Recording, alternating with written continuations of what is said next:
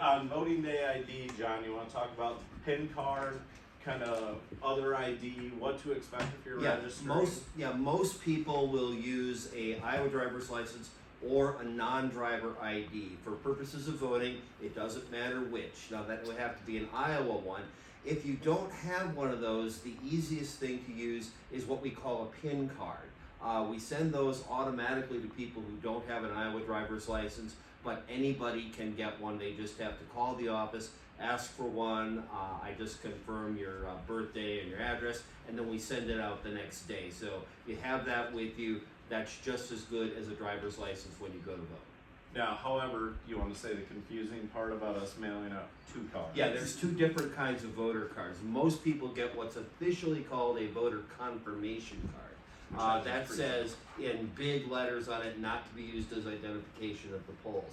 The PIN card has got a signature line, a barcode, and a PIN number, a 4-digit bold PIN number on it right next to the signature line. That is what you can use as an ID. But if you have the confirmation card that says not to be used as identification at the polls, you can't use it as identification at the polls. Any questions regarding ID? Glad this is all being recorded so everybody knows. Great point. You can vote alone or with help. Do not be afraid to come to our office counter or drive-through or any voting site if you need assistance. We're required to have a Republican, Democrat there if somebody does need assistance. If you have your own helper with you, you can choose to have your own helper help you. Otherwise, we'll have 2 people from our office help you. We can also come out to the car to help you if somebody has trouble moving around, although we're going to also have drive-through voting as well, so you don't even have to do that to stay in the car to vote. And if you plan on doing, like, showing up, as we call it, curbside at one of our voting sites, I'll leave behind absentee request forms. Have those filled out before you arrive. It saves our staff a ton of time. Same way if you're planning on bringing a van load of people to the office or to drive-through, if they would have the forms filled out in advance and already be registered, it makes it just smooth as can be. Yes, and you could get help filling out that form. The only thing that you have to do yourself is your signature, and if you have trouble with writing, you can have somebody help you with that as well. Do you have any questions? I know the law changes everything. A lot gets thrown out there. Great slide. The only thing John and I really can't answer is about getting your voting rights back, because that's not up to us. It's done through the governor's office. There have been some changes. It's gotten a little bit better in the last couple of years. We can check and see if you show up on the felony list. But that's about all we can do to help you. So the last one, claim to right and vote in any other place. We do cross-check with other states, so don't try voting here and heading to another state. You will be caught. And if you're within the state of Iowa, we just go onto the statewide voter system, take you away from the other county, and register you in Johnson, so you don't have to do anything. Just ask a question about registration. I heard there was something about having to re-register if you haven't voted in the previous election. It depends on how long you haven't voted, what status you are. You want to talk about inactive, canceled? Right. There's been a recent law change that put people on inactive status if they didn't vote in the last general election, the presidential election. And all you need to do is fill out another registration form and you're registered again. It's a fairly recent change. Inactive status is really just a preliminary step to getting canceled. You stay on inactive status for about 4 years before you get completely canceled. Do you get notified of that? Yes, we send out cards. Yeah. And what happens is you end up on that list because the card bounced back to us. And do you get a notification if you move to that, where you have to, you didn't vote last election, therefore you have to re-register? Yeah, we send the card out for that. Yep. That's why I said it would bounce back or forwarded to your new address. Sometimes if we've got a bad address for you, then you don't get notified because the card bounces back. And you should be able to look up your status on the Secretary of State's website. See where you're registered and what county, what address. And if you ever have any problem, you just call the office and one of us will check it out and explain what happened. All right. the voting sites, like we said or mentioned, Ed, by mail. That is the one you probably want to, if you're going to vote by mail, have your absentee request in within the next couple of days. Right. We start mailing the ballots out on October 19th. So if you get us your request by October 18th, you'll go out in that first wave of ballots we send out. The deadline is October 24th, 5 p.m. The form has to be in our hands by that time. After that, we cannot mail you a ballot. There are still ways to vote, but you have to get someplace. Which then leads us to number 2, satellite sites. You can go to any satellite site in Johnson County and vote, long as you're a Johnson County resident. So there's a satellite in Tiffin coming up, even though you may live on the east side of Iowa City. If you happen to be working in Tiffin or passing through when the satellite is happening, you want to vote that day, you can stop in and vote. Like John and I have to vote early because we're a little busy on election. So It's a long day. Yep. Otherwise, your polling places are listed on our website. We have a really easy tool. Just go out, punch in your address. It'll show you on a map exactly where to go, what the building is. It's got a link to your sample ballot too. Yes. Yeah. Okay. Can you describe what the deadlines or rules are if you're in an assisted living center? We have a lot of people that are in hospitals or other healthcare facilities with regard to the absentee ballots. Or So it all depends on the facility. Care facilities, we actually have to send a crew out to vote them. So Republican, Democrat, assisted living's a little different.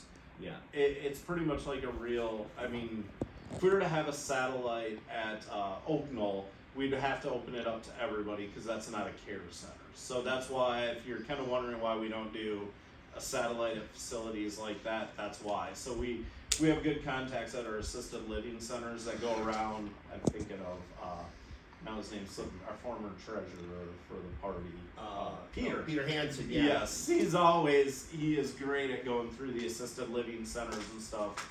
You know, it all comes down to based on, how do I put this? Based on what their like legal status is, Yeah. whether they're, you know, a disability facility, a hospital, you know. The teams go out to places that are classified as nursing homes or Yep. memory care. Exactly, yeah. So does that kind of answer your question? There's all different kinds of tiers. I just wanted to know, Yeah, because we so have a lot most of people- people yeah. that are there or temporarily. And we get questions because we have places that are a care facility and assisted living next door, and we send out folks to vote in the care facility. Assisted living people get upset, well, why aren't they coming to me? Well, your building is classified Yeah. not as a We literally care have to keep facility. track of the unit numbers. Yep. Yeah. So we'll send people to you if they have questions. Oh, absolutely. Yeah. Go ahead. Could I ask a question about that sort of group situation? If, let's say that, that I've got maybe, we have a day program here. Yep. And maybe we wanna help 20 people fill out absentee You can do ballots. that. Can I take all 20 and return them to you myself, or do I need to bring everybody individually? Nope, you can bring requests in for anybody. The only thing you can't do is chase ballots now, and we're not going to get that far down the rabbit hole with this. Right. I mean, they'll get their ballot mailed to them at their house, but no, that's why we're going to leave behind some absentee requests and voter registration forms. Specifically, if you bring a busload, we want them filled out before they arrive. I mean, that just helps us. And whether you bring them in the office, satellite, library, you know, Iowa City on a Saturday, great I've got place. you worried now. What? Yeah. I've got you worried now. Yes, Yeah. you did. I'll even sign a piece of paper making sure you have. We used to be The able to, lawyer smiles. we used to be able to print these labels that help fill out the paperwork for you. The law's been changed. Yeah. Now people have to fill the form out. All right. So, and not only too, it was kind of mentioned, or a question was asked to me before I even arrived here, not even the polling place stuff, but on our website on election night, you can follow all our results. The biggest disappointment you're going to see this election is we cannot report the absentees the minute the polls close. That is the biggest bulk of the vote. We can usually tell what's going to happen before our polling sites report. But now that the law has changed that we have to accept ballots up till exactly 8 p.m., we have to leave all our equipment open and running to count votes. So we don't have the little cards to run back over to the office yet to report results. So it'll be like 8:15 8:20 at night at the latest, we're hoping to get absentee results out there. Yeah, so. but once those absentee results go up, that's usually in a general election, half or more of our votes, so you'll get a good sense pretty quickly of kind of what's going on. And I have a feeling somebody will wait till 7:59 p.m. with 59 seconds on the clock to hand us a ballot. We have to run it across our skywalk to count it. I just know it's gonna happen. Yeah. Somebody always likes to tie us down on election night. All right, the voter registration form. This is a good one. I didn't have any highlighted ones, but John, do you want to step up and kind of just point out the most important things? with the Okay, cursor? so for ID numbers, we got these questions up top. Just need to check yes if those are appropriate. ID numbers, most people will put down their driver's license or non-operator ID. If you don't have one of those, you use the last four of your social security number. Virtually everybody has a social security number. Birthday, sex, we only have the two options, so somebody who's non-binary, you kind of gotta choose. And that is not our choice. Right. Just- we have to follow the state law. Right. So. Name, address where you live, that's gonna be the primary place that you sleep at night. It needs to be a physical address. Where you receive mail, that can be anywhere that you want, usually at your home. Some people have a post office box or something like that. Previous registration information, we really only need if you were registered in a different state. If you were registered someplace else in Iowa, we'll find you and we'll just take you away from that other county. Party affiliation, that is optional. You do need to affiliate with a party to vote in a primary election or go to a caucus, but we're not going to have to deal with that until 2024, and you can always change on election day or caucus night. If you leave it blank, we put you in as no party. We don't use the word independent that a lot of people use. Don't forget to sign it, Dave. So the most key things on that form, John, that we need to process. We gotta, Top one. We gotta have the ID number. And the top yes questions. Yeah, top yes questions. If you check no for not a citizen, then we've just got to send you a letter and shred the form. Len, Yeah, what of the information is publicly available? most of it is available only to campaigns that buy voter lists. What's excluded is going to be these ID numbers, but a campaign can buy a list. They'll get your birthday and your address. They'll get your party affiliation. They can get your voting history, things like that. Now, people who have some concerns about privacy, there's a program called Safe at Home. That's only available to people who've got an actual domestic abuse case or to law enforcement. They were included in that in a recent law change. And we don't even have access to that. That's all done through the Secretary of State. And just so you know, too, when it comes to your information, we have had, you name it, we've had stalkers call the office, we've had bill collectors. We do everything possible asking them questions to make sure that, to verify that they're using it for the wrong reasons. And Yeah. Usually the only people getting the lists are going to be campaigns, or occasionally a reporter will get a voter history of somebody who's running for something, just to check up on them. But if we had somebody call up and say, hey, I want this guy's profile, our first question is gonna be, why? Like, what do you need one person's profile for? He's not running for office. Yeah, we ask those questions. So we do the best we can to protect everybody's information. And believe me, I get calls all the time when parties buy the list and it still lists emails and stuff, and I'm the villain because they wrote their information down when I had nothing to do with it. So, any questions on the form? Why do we allow parties to buy it? Law said that's in the law that they can. Yep. So I And not can't really only- answer the why on the law. And now we're kind of going down the rabbit hole, but the parties have their own systems too. They call them VAN. They have way more information than you and I can. So if you're getting phone calls that you don't want, sometimes your phone number is on your voter record and we can take it off, but sometimes it's on a party database and there's basically nothing you can do about that. And that's another case where I get the calls being blamed that my information's out there, and I'm like, I don't have your cell phone number. Somewhere along the way, looking at your voter registration form, you gave it to a party or a candidate, and now it's in their statewide database. So we do the best we can when people call and ask to have that information restricted. So the sample ballot, back to what you said, I think the most important thing here is you do not need to vote for every office for your ballot to count. So just quick example, supervisor this year is going to be a vote for 2. If you only vote for 1, we call it an undervote, still counts. You vote for 2, whether it's a Dem and an R, still counts. Vote for 3, out of luck. If you vote for 0 there, the rest of your ballot still counts. Each race is individual. So let's say governor, you accidentally fill in both ovals. That does not throw your ballot out. All that does is say this person didn't vote in the governor's race. It's important too that anybody can get another ballot if they make Yes. a mistake. I've done it myself. All you have to do is go back to the poll worker and say, I spoiled my ballot, and they'll get you a new one. Or if you're voting by mail, you just send the old packet back and say, spoiled, request a new ballot, and we send you another one. But you shouldn't cross things off or try to erase things, because that's hard for the machine to read if it doesn't work. So you said if it calls for 2 but you vote for 3, does it eliminate all the votes on that? Yeah. Just that race. Just that one race. Yes, particular- I want to make that, because when people say, "Is it eliminate everything?" No, just that okay. race. Same way most people, and we know this. I mean, we don't know how you voted, but we see when you have 100,000 people show up on election day and only 25,000 voted for the judge.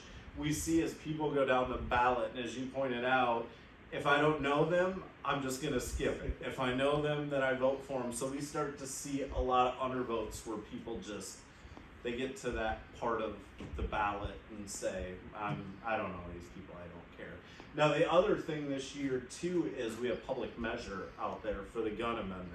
That's one of the weird things we normally don't see. So, when you talk about going all the way down the ballot, That's the very last thing. yep, it's way buried back there. So I advise people, even if you don't want to vote for judges, I'm not saying vote even on the public measure. That's why go through the whole ballot. There's a lot of stuff further down that can really affect you. And another thing here in Iowa, we are not a state where you can put public measures on like California where your ballot's 20, 30 pages long. We are, Yeah. the only thing that can be put on is constitutional amendments or bond issues, city school elections. Yeah, It's pretty, this is about as long as it's ever gonna get. yep. So the question. Yeah, You always hear about 33% of the population voted. Does that mean that counts even the votes where they only voted for the governor and skipped the rest? right, they just showed up and got a ballot, and this That's is not no percentage. joke, John and I have dealt with it. We have people who show up, request a ballot, don't even go over and vote it, they just fold it right back up, put it in the envelope, hand it over, and they get their voter credit and never filled in an oval. Yeah.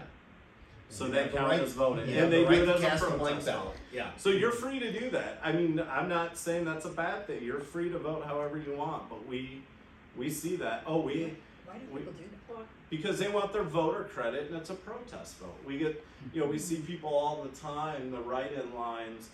They'll show up. I mean, we have one guy writes his name in for every race. Well, he hasn't been around lately. Writes Yeah. his name in for every single race. Mickey Mouse is a favorite after you get past about race 5 for every write-in line. Mickey Mouse, Donald Duck, they all start Yeah. accumulating votes. You've always got the right to cast a write-in. What? Part of me wants to laugh about that, part of me Well, wants to sob. It is a lot of work for the poll workers. See, that's the problem. We have to write all that down. So it ties us down and it's costing taxpayer money to hire extra staff. Now, if you want to write down a real person, I don't care. But For us, it's just, I guess if there was really a Mickey Mouse living in Johnson County, I wouldn't have a problem. But I don't think Yeah. we have a registered Not, Mickey Mouse not voter. since I've checked. We have, we do have some offices that will be decided by write-ins in some of Yeah. the rural areas, township offices where nobody filed, and those people take seriously. And you always have the you always have the right to cast a write-in ballot. But it's a right you should take seriously.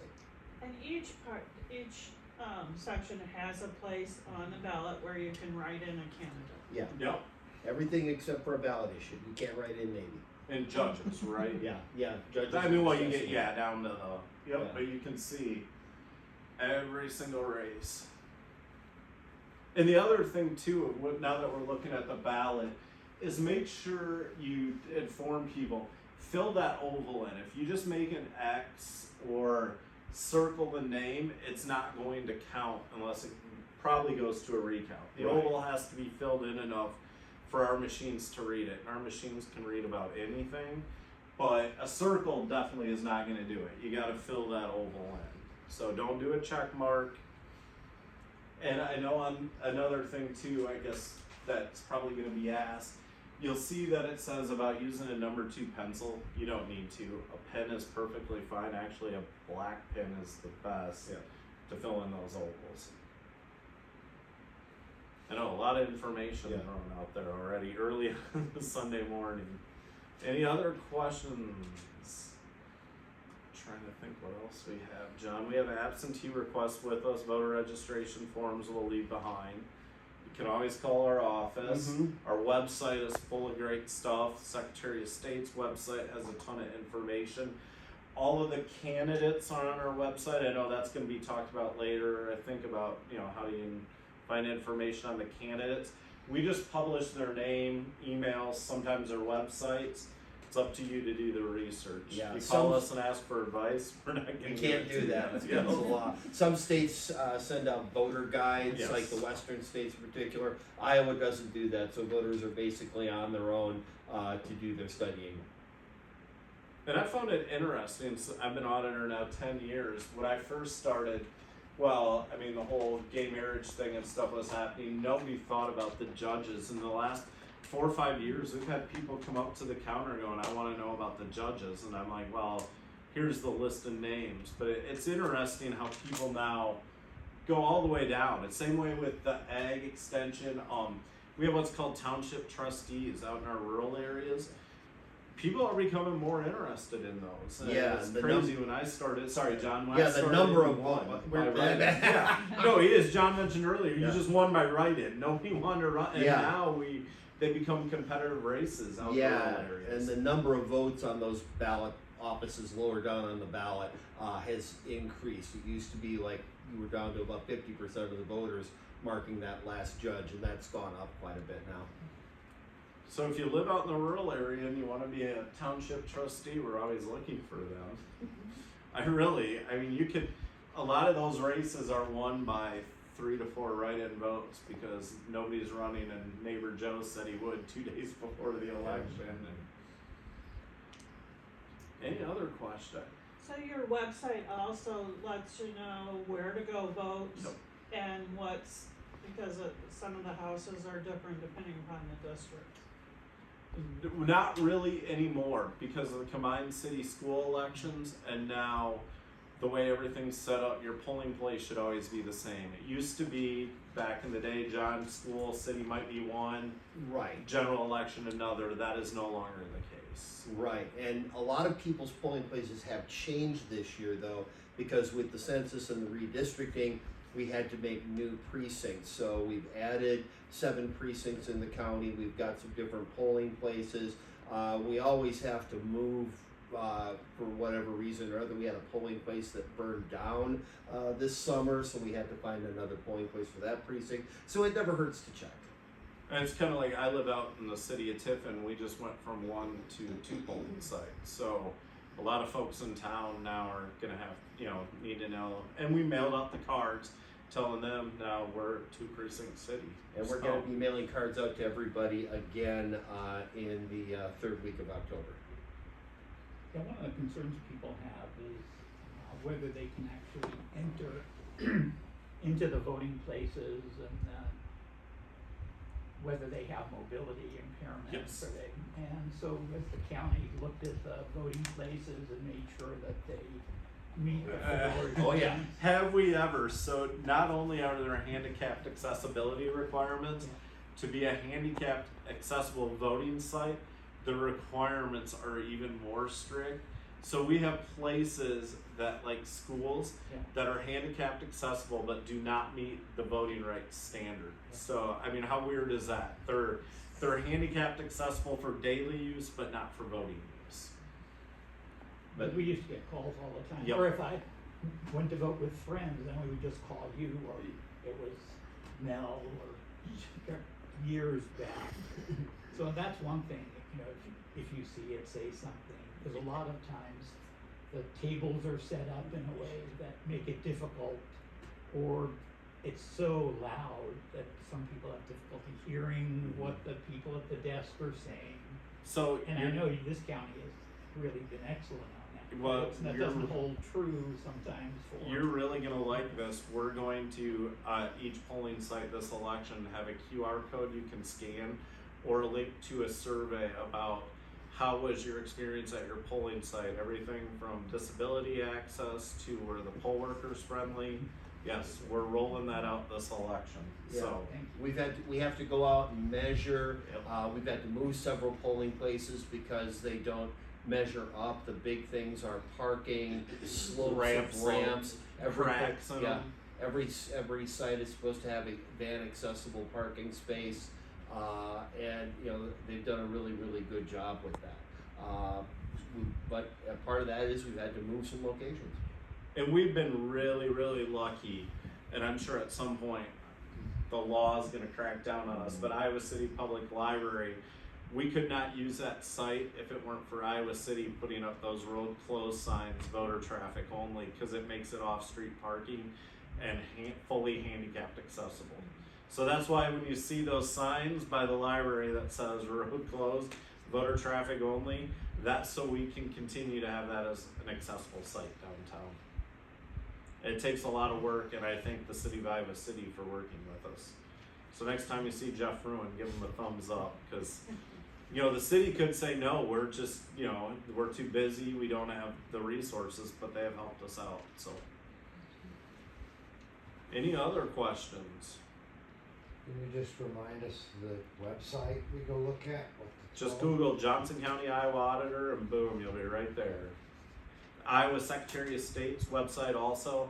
Ours provides obviously the easier candidate access, all that stuff, or you know, just easier to get around. It's also been redesigned so it's really mobile friendly. Yes. Anything else? I know a lot of information. Great job. When I saw this the other day, your PowerPoint, I was impressed. I did not have to duplicate stuff. Well, thank you both All very right. much. Thank you.